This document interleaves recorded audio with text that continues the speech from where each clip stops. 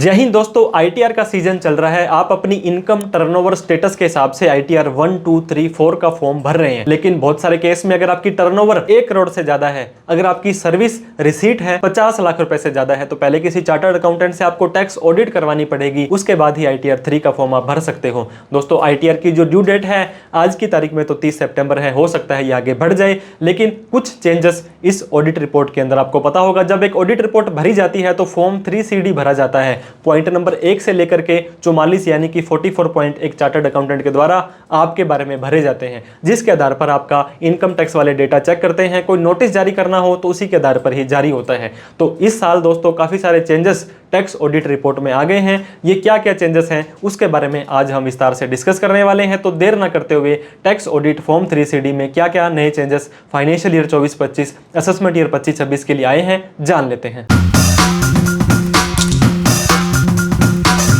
तो दोस्तों हम बात करने वाले हैं changes in tax audit report. आपको पता होगा, आपको बहुत केस के अंदर किसी चार्टर्ड अकाउंटेंट से अपनी टैक्स ऑडिट करवानी पड़ती है, उसके बाद ही आईटीआर 3 का फॉर्म आप भर पाते हैं। तो फाइनेंशियल ईयर 24-25 असेसमेंट ईयर 25-26 के अंदर आईटीआर के जो फॉर्म्स हैं दोस्तों, आपको पता होगा यहाँ पे फॉर्म 3CD जाता है। 3CD तो जाता ही जाता है, इसके साथ में फॉर्म 3CA जाएगा या 3CB जाएगा। इनमें से दोनों में से एक जाता है और 3CD जाता है। मोस्ट ऑफ द केसेस में 3CB जाता है। अगर आपकी किसी और एक्ट में ऑडिट हो रही है तो फॉर्म 3CA भी साथ में जाता है। ऑडिट किस लोगों को कब करवानी होती है दोस्तों? अगर आप एक बिजनेस कर रहे हैं या आप एक प्रोफेशन कर रहे हैं, तो कहने का मतलब अगर आप सैलरी की इनकम कमाते हैं, कैपिटल गेन की इनकम कमाते हैं या अदर सोर्स की इनकम कमाते हैं, आपको ऑडिट कराने की जरूरत नहीं है। एक प्रोफेशन और एक बिजनेस वालों को ही, अगर आपकी सेल, आप एक ट्रेडर हैं और 1 करोड़ से ऊपर चली जाती है तो ऑडिट करानी पड़ेगी। लेकिन 44AD में अगर आप 2 करोड़ तक भी बिना ऑडिट के जा सकते हैं। अगर आपकी जो सेल है दोस्तों 95% से ज्यादा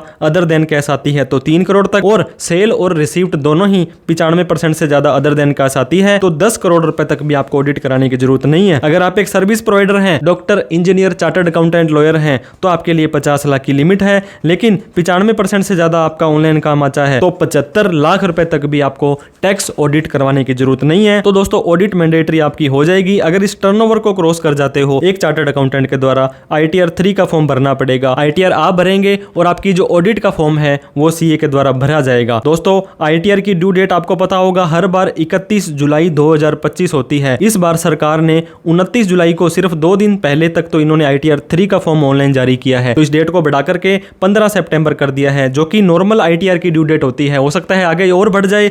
बात करें ऑडिट की ड्यू डेट की तो 30 सितंबर 2025 ऑडिट की ड्यू डेट है। लेकिन यहां पर भी दोस्तों 100% चांसेस है 1-1.5-2 महीने तक ये डेट बढ़ेगी।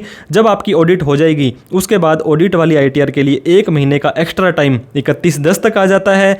चांसेस ऑफ एक्सटेंशन है क्योंकि आईटीआर के फॉर्म बहुत लेट रिलीज किए गए थे। तो ऑडिट का पहला अपडेट तो ये आप मान लीजिए कि इनकी ड्यू डेट अब आपको नई देखने को मिल जाएगी। और वैसे तो पहला अपडेट है नेचर ऑफ बिजनेस। दोस्तों जब भी आप ऑडिट करेंगे किसी की, या एक चार्टर्ड अकाउंटेंट आपकी ऑडिट करेगा, तो आपको क्लोज नंबर 10 के अंदर नेचर ऑफ बिजनेस सेलेक्ट करना पड़ता है, तो कि उसको पता लग जाए आईटीओ को, जब आपकी ऑडिट को चेक किया जाए तो क्या नेचर के हिसाब से आपका प्रॉफिट वगैरह सब सही आ रहा है। इसमें फ्यूचर एंड ऑप्शन में, F&O में आपको पता होगा 10 करोड़ से ज़्यादा, इंट्राडे में 10 करोड़ से ज़्यादा, या शेयरों को सेल परचेज को अगर आप बिजनेस में दिखाते हो।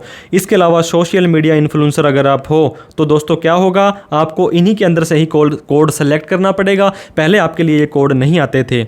दूसरा चेंज, परजम्पटिव टैक्सेशन के अंदर क्लोज नंबर 12 में अगर आप सेक्शन 44AD में कोई इनकम ADA में, AE में दिखा रहे हो तो आपको दिखाना पड़ता था अलग से। लेकिन इसके साथ में 44BBC जो कि क्रूज शिप के बिजनेस को इसके अंदर इंक्लूड कर लिया गया है। बात करें तीसरा चेंज, ये रिमूवल ऑफ सेक्शन की बात करता है दोस्तों। अमाउंट एडमिसेबल क्लोज 19-19 के अंदर अगर आपकी सेक्शन की थी उसको रिमूव कर दिया है क्योंकि उसकी टाइमलाइन एक्सपायर हो चुकी है। अब ये रेलेवेंट नहीं रहे हैं। Section 32AC, 32AD, 35AC, 35CCB, ये सारे के सारे सेक्शन दोस्तों इनका सनसेट हो चुका है। अब किसी को इसका बेनिफिट नहीं मिलता है। तो सेक्शन क्लोज 19 के अंदर इसको हटा दिया गया है। अब दोस्तों amount debited to profit and loss account, क्योंकि आपको पता होगा आप ऑडिट कर रहे हैं वो बिजनेस के कर रहे हैं, तो बिजनेस के एक्सपेंसेस ही तो P&L में आने पड़ेंगे। क्लोज 21 के अंदर अगर आप कोई पर्सनल का खर्चा है, एडवर्टाइजमेंट का खर्चा है, वो डिसअलाउ होता था, एक नया खर्चा यहाँ पे ऐड कर दिया है। आपने कोई कॉन्ट्रावेंशन ऑफ एनी लॉ, किसी कानून को तोड़ने के लिए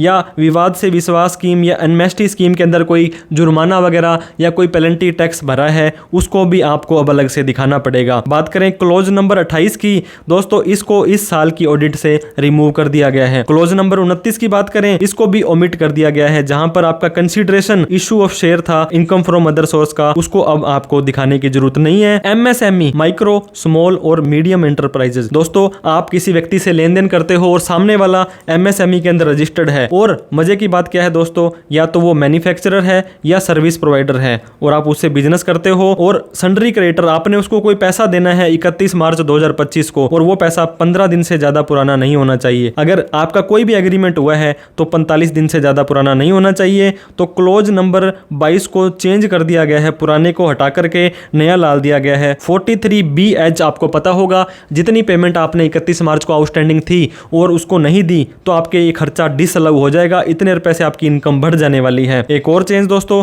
MSME का जो रजिस्टर आपका सन्ड्री क्रेडिटर था, उसको MSME एक्ट के तहत आपको पता होगा पेमेंट आप 15 दिनों में नहीं करते हो तो उसको इंटरेस्ट पे करना पड़ता है। ये इंटरेस्ट RBI का जो रेट ऑफ इंटरेस्ट है उसके 3 गुना होता है, और आपको ये प्रॉफिट एंड लॉस अकाउंट में अलाउ भी नहीं होता है। तो क्लोज नंबर 22 को चेंज कर दिया है। अब इसके अंदर दोस्तों डिटेल वर्किंग करनी पड़ेगी, या तो आपके CA करेंगे, आपके अकाउंटेंट करेंगे, या आप करेंगे, क्योंकि ट्रू एंड फेयर रिपोर्टिंग आपको ऑडिट रिपोर्ट में करनी पड़ेगी। ओपनिंग क्रेडिटर आपके कितने थे, मान लीजिए 1 करोड़ रुपए आपके पहले से ही थे, और इनके अंदर से रजिस्टर्ड कौन नहीं है। 1 करोड़ में मान लीजिए 50 लाख ही MSME में रजिस्टर्ड है, और 50 के अंदर भी मान लो एक बाकी जो बच गए 10 लाख रुपए वो ट्रेडर हैं, तो आपका बचा वो 40 लाख रुपए ही है। तो अगर आप कैश सिस्टम को अप्लाई करते हो तो आपका ये लागू नहीं होगा। कैपिटल एसेट के सन्ड्री क्रेडिटर पर ये 43BH लागू नहीं होगा। जो MSME में रजिस्टर्ड ही नहीं है, जो ट्रेडर हैं, और इनके ऊपर 43BH लागू नहीं होने वाला है। इसके बाद दोस्तों MSME का ही एक क्लोज नंबर 26 है, जहां पर सम पेबल 43B का